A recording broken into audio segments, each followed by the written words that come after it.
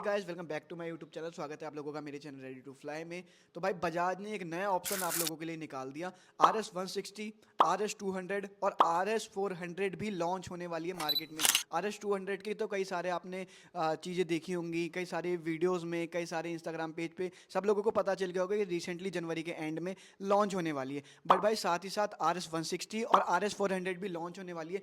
उन बाइकों के अंदर क्या क्या चीज़ें मिलेंगी, उनका प्राइस कितना रहेगा, कब तक वो लॉन्च हो जाएंगी, क्या क्या स्पेसिफिकेशन, क्या क्या फीचर उन बाइकों के अंदर मिलेंगे, वो आज इस वीडियो में आप लोगों को बताने वाला हूँ। क्योंकि जो पल्सर RS 160 है ना, वो रिसेंटली लॉन्च होने वाली है। जैसी RS 200 होगी उसके कुछ महीनों में या उसके कुछ ही दिनों बाद RS 160 भी लॉन्च हो जाएगी। क्योंकि RS 160 का एक लॉन्च करने का रीज़न ये भी है ना कि अगर हम 150 या 155 या 160 cc बाइक लेने के बारे में सोचते हैं तो सारी बाइक एक तो महंगी इतनी मिलती हैं, फेड मशीन में बता रहा हूँ, और साथ ही साथ जितनी भी बाइकें आती है ना उन सबका बजट इतना जाता है कि इंसान का मन ही नहीं करता लेने का, और बहुत सोच समझ के लेते हैं। तो बजाज ने एक नया ऑप्शन आप लोगों के लिए निकाला। जो आप लोगों को शुरू से पता होगा कि बजाज ना शुरू से ही बजट फ्रेंडली बाइकें बनाता है, तो ये बाइक भी आप लोगों के लिए बजट फ्रेंडली लेने वाली है RS 160। ये ऑन रोड आपको 1,50,000 से लेके 1,60,000 की पड़ने वाली है दिल्ली में।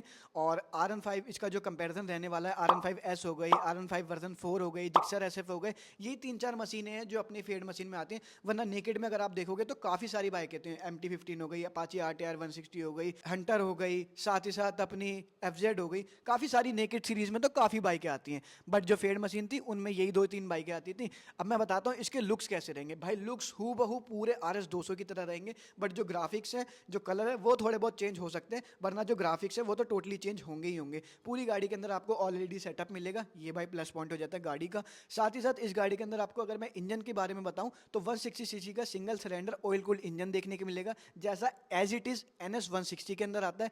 17.3 की BHP मिलेगी एंड 14.6 का न्यूटन मीटर टॉर्क मिलेगा जो NS 160 के अंदर आता है। साथ ही साथ 5 स्पीड का गियर बॉक्स मिलेगा, जो आपकी टॉप स्पीड कहीं ना कहीं 125 से 135 के बीच में पहुंचने वाली है, और अच्छी खासी स्पीड ये अचीव भी कर लेती है। जो लोग थोड़े भगाने के शौकीन है ना, बट जिनका बजट नहीं पहुंच पाता 2 लाख के आसपास का, तो वो ये बाइक लेके थोड़ा सा अपना टोरा जमा सकते हैं। साथ ही साथ अगर फीचर की बात करें तो पूरी बाइक के अंदर ऑलरेडी सेटअप मिलने वाला है, NS 160 की तरह डिजिटल मीटर मिलने वाला है, डुअल चैनल ABS मिलने वाला है, ब्लूटूथ कनेक्टिव मिलने वाली है, गियर शिफ्ट इंडिकेटर मिलने वाला है, कंफर्ट सीट मिलने वाली है। और जो हैंडल है ना, आप लोगों ने कई सारी बाइकों में देखा होगा जितनी भी फेड मशीन रहती है ना वो झुकने वाली होती है, मतलब झुक के चलाने वाली।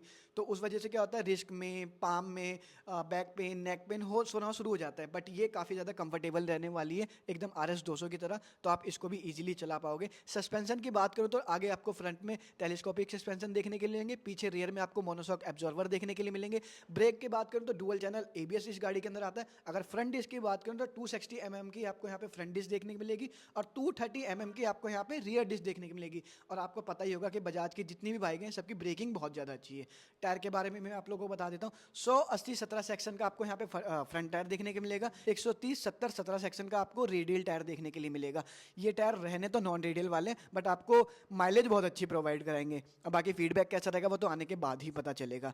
तो ये थी भाई RS 160 के बारे में बात, जो पूरी हूबहू RS 200 की तरह लॉन्च होने वाली है, जिसका बजट भी 2 लाख से नीचे नीचे रहने वाला है, मतलब 1,50,000 से लेके 1,60,000 तक। तो ये एक बहुत बड़ी गुड न्यूज़ है हम सब लोगों के लिए, जो लोग एक ऐसी बाइक देख रहे हैं जो 150 cc की सेगमेंट के लिए हो, तो ये वन ऑफ द बेस्ट रहने वाली है। अब बढ़ते हैं नेक्स्ट बाइक की तरफ, जो मैंने आप लोगों को कई पिछली वीडियो में भी बताया था, वो है अपने RS 200 जो रिसेंटली लॉन्च होने वाली है।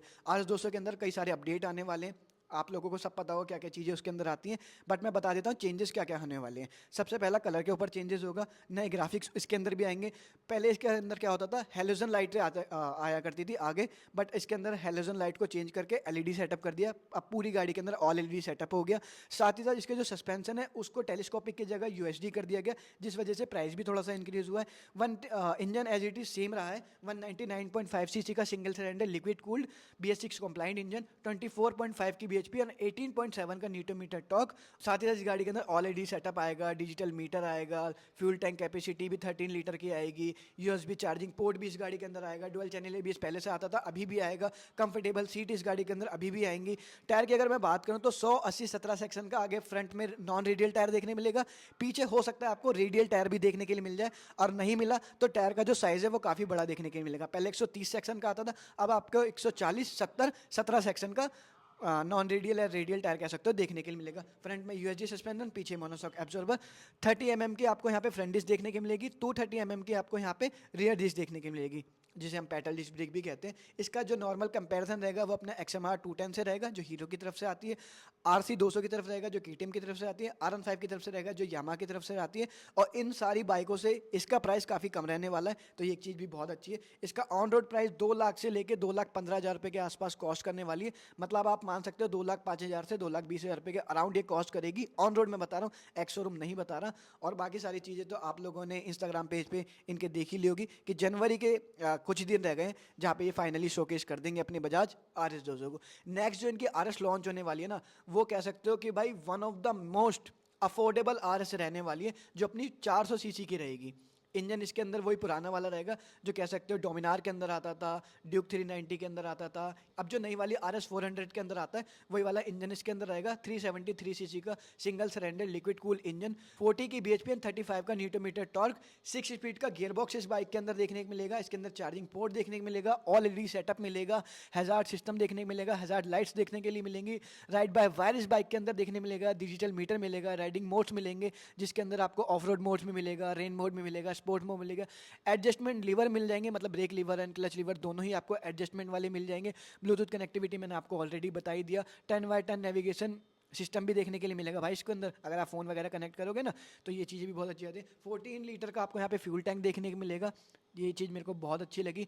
और टायर जो साइज़ है वो आपको काफ़ी ज़्यादा बड़ा देखने के लिए मिलने वाला है। आगे आपको फ्रंट में 110, 70, 17 सेक्शन का टायर देखने मिलेगा जो अपना नॉन रेडियल रहेगा। पीछे आपको रेडियल टायर देखने को मिलेगा जैसे अपना NS 400 के अंदर आता है। 140, 60, R17 मतलब 140 सेक्शन का रेडियल टायर रेयर में देखने को मिलेगा। USD सस्पेंशन इसके अंदर भी मिलेंगे जैसे पुराने वाले डोमिनार के, ड्यूक 390 के, नई वाली NS 400 के अंदर आते हैं ना 43 mm के, वही वाले USD सस्पेंशन इसके अंदर मिलेंगे जिनका फीडबैक बहुत अच्छा है। रियर में आपको मोनोशॉक एब्जॉर्वर मिलेंगे। ब्रेक इसके अंदर काफ़ी ज़्यादा अच्छी मिलने वाली है। RS 160 RS 200 के मुकाबले काफ़ी ज़्यादा अच्छी ब्रेकिंग हो जाएगी इसकी, क्योंकि इसकी जो फ्रंट डिस्क है वो 320 mm की है और जो रियर डिस्क है वो 230 mm की है। तो ये एक चीज़ भाई बहुत अच्छी लगी। वेट इसका 180 से लेके 185 kg के बीच में रहने वाला है, तो एक चीज़ मुझे बहुत लगी। सीट हाइट की अगर मैं बात करूँ तो शॉर्ट राइडर ईजिली इस बाइक को चला लेंगे। अपनी RS 400 को 800 mm की इसकी सीट हाइट रहने वाली है। तो ग्राउंड क्लियरेंस की बात करूँ तो 160 mm की, तो ये भी बहुत अच्छी बात है कि पहले जो दिक्कतें हुआ करती थी ना लोगों को ग्राउंड क्लियरेंस को लेके, अब नहीं होने वाली। और माइलेज भाई एक्सपेक्ट मत करना, क्योंकि जितनी भी 400 सीसी की बाइकें हैं या 300 सीसी के ऊपर जितनी भी बाइकें वो सब हमारी जितनी भी हाईएस्ट माइलेज है वो 25 to 30 के बीच में ही देती हैं। तो ये बाइक भी same as it is 25 to 30 के बीच में माइलेज देने वाली है। इनका जो मेन कंपैरिजन रहेगा आप सब लोगों को पता होगा, अपाची RR 310 हो गई जो नई वाली लॉन्च हुई है, साथ ही साथ Aprilia RS 457 हो गई, RC 390 हो गई, और कह सकते हो यामा की R3 हो गई, BMW की G310 RR हो गई। बहुत सारी बाइकें हैं जो इसके कंपैरिजन में 400 सीसी के अंदर आती हैं, बट ये बाइक ऐसी है जो इन सारी बाइकों के मुकाबले काफ़ी ज़्यादा सस्ती रहने वाली है। तो ये एक फ़ायदा हो जाता है और ये एक इसके इंजन का प्लस पॉइंट हो जाता है कि एज इट इज़ पावर तो आपको सेम मिल रही है और आपको बजट भी कम देना है। तो एक चीज़ मुझे बहुत अच्छी लगी, इसका ऑन रोड प्राइस 2,25,000 से लेके 2,40,000 तक जाएगा। ऑन रोड में बता रहा हूँ, अगर एक्स शोरूम की बात करूँ 1,95,000 से लेके 2 लाख के बीच में पड़ने वाला एक्स शोरूम 2025 के एंड में कह लो या मिड में कह लो या अगस्त के महीने में कह लो, ये फाइनली लॉन्च हो जाएगी। तो RS के जितने भी शौकीन थे ना भाई, अगर उनके मन में जितनी भी खलल रहने वाली है, अगर आपको RS 160 नहीं समझ में आ रही तो आप RS 200 ले लो, RS 200 नहीं समझ में आ रही तो RS 400 ले लो। ये काफ़ी सारे ऑप्शन आप लोगों के लिए खोल दिए। जितने भी ज़्यादा कॉम्पिटिशन थे ना, अब सारे भाई हैरत अंगेज रह जाएंगे कि बजाज ने भाई एक नया कदम उठा लिया। आप लोगों को कैसी लगी ये वीडियो, कितनी ज़्यादा हेल्पफुल लगी, प्लीज़ कमेंट डाउन करके जरूर बताना। और वीडियो अच्छी लगी तो please do like and subscribe. मिलते हैं किसी नेक्स्ट व्लॉग में। Till then bye bye and take care.